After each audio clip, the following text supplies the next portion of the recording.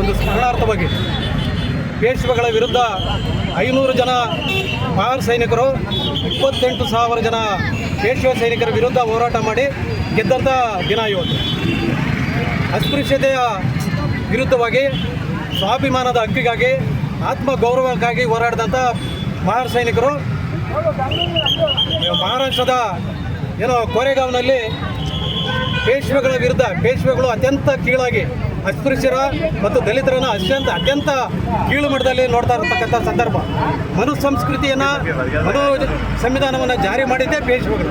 ಅವರ ವಿರುದ್ಧವಾಗಿ ಸೆಟೆದು ನಿಂತು ಮಹಾನ್ ಸೈನಿಕರು ಅಂದರೆ ದಲಿತ ಸೈನಿಕರು ಬ್ರಿಟಿಷರ ಜೊತೆ ಅವರ ವಿರುದ್ಧ ಹೋರಾಟ ಮಾಡಿ ಸ್ವಾಭಿಮಾನವನ್ನು ಗೆಲ್ಲಿಸಿಕೊಟ್ಟಿರ್ತಕ್ಕಂಥ ಸಂದರ್ಭ ಇದು.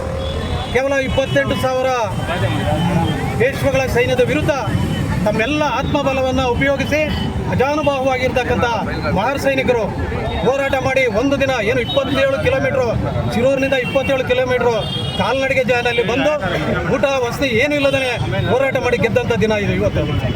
ಇವತ್ತು ಅಂಬೇಡ್ಕರ್ ಅವರು 1927 ಜನವರಿ 1ರಂದು ಅಂಬೇಡ್ಕರ್ ಆ ಸ್ಥಳಕ್ಕೆ ಬಂದು ಆ ಎಲ್ಲ ಸ್ಥಳದ ಮಹಿಮೆಯನ್ನು ಅಧ್ಯಯನ ಮಾಡೋದ್ರ ಮುಖಾಂತರ ಇಡೀ ಅಸ್ಪೃಶ್ಯರು, ದಲಿತರು, ಶೋಷಿತ ವರ್ಗಗಳಿಗೆ ಆ ಮಹಾನ್ ಸೈನಿಕರ ಒಂದು ಹೋರಾಟ ಇತ್ತು, ಅವರ ಒಂದು ಯುದ್ಧ ಏನಿತ್ತು ಅದನ್ನು ಸಾರ್ತಕ್ಕಂಥ ಕೆಲಸವನ್ನು ಅಂಬೇಡ್ಕರ್ ಮಾಡಿದರು.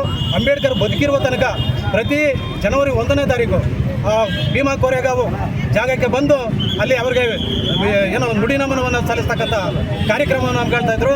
ಇವತ್ತು ಲಕ್ಷಾಂತರ ಜನ ಇವತ್ತಿನ ದಿವಸ ಆ ಜಾಗದಲ್ಲಿ ಲಕ್ಷಾಂತರ ಜನ ಇಡೀ ಭಾರತದಾದ್ಯಂತ ಸೇರಿ ಇವತ್ತು ನಮನಗಳನ್ನು ಸಲ್ಲಿಸ್ತಕ್ಕಂಥದ್ದು, ವಿಜಯೋತ್ಸವವನ್ನು ಆಚರಣೆ ಮಾಡ್ತಕ್ಕಂಥ ಸಂದರ್ಭಗಳು ಇವತ್ತು ಇದೆ.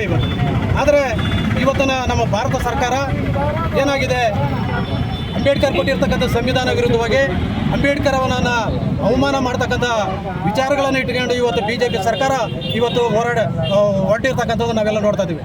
ಹಾಗಾಗಿ ಮತ್ತೊಂದು ಸಾರಿ ನಾವು ಇವತ್ತು ನಮ್ಮ ಒಳಗಡೆ ಇರತಕ್ಕಂಥ ಹಿಂದುತ್ವವಾದಿಗಳ ವಿರುದ್ಧ ಇವತ್ತು ಹೋರಾಟ ಮಾಡಬೇಕಂತ ಸಂದರ್ಭ ನಮ್ಮ ಮೇಲೆ ಇರೋದ್ರಿಂದ ಇವತ್ತು ದಲಿತ ಚಳವಳಿಯ ನಾಯಕರುಗಳಾಗಿರ್ಬೋದು, ಶೋಷಿತ ವರ್ಗಗಳ ಜನ ಇರ್ಬೋದು, ಎಲ್ಲರೂ ಸೇರಿ ಇವತ್ತು ಮತ್ತೊಬ್ಬ ಪೇಶ್ವೆಗಳ ವಿರುದ್ಧ ನಾವು ಹೋರಾಟ ಮಾಡ್ತಕ್ಕಂಥ ಸಂದರ್ಭ ಇವತ್ತಿರೋದ್ರಿಂದ ಇವತ್ತು ನಾವು ಮುಂದಿನ ಎಚ್ಚರಿಕೆ ಸಂದರ್ಭವಾಗಿ, ಮುಂದಿನ ಜವಾಬ್ದಾರಿಯ ಸಂದರ್ಭವಾಗಿ ಇವತ್ತು ನಾವು ಈ ಕಾರ್ಯಕ್ರಮಗಳನ್ನು ಪ್ರತಿ ವರ್ಷ ಹಮ್ಮಿಕೊಳ್ತಾ ಇದ್ದೀವಿ.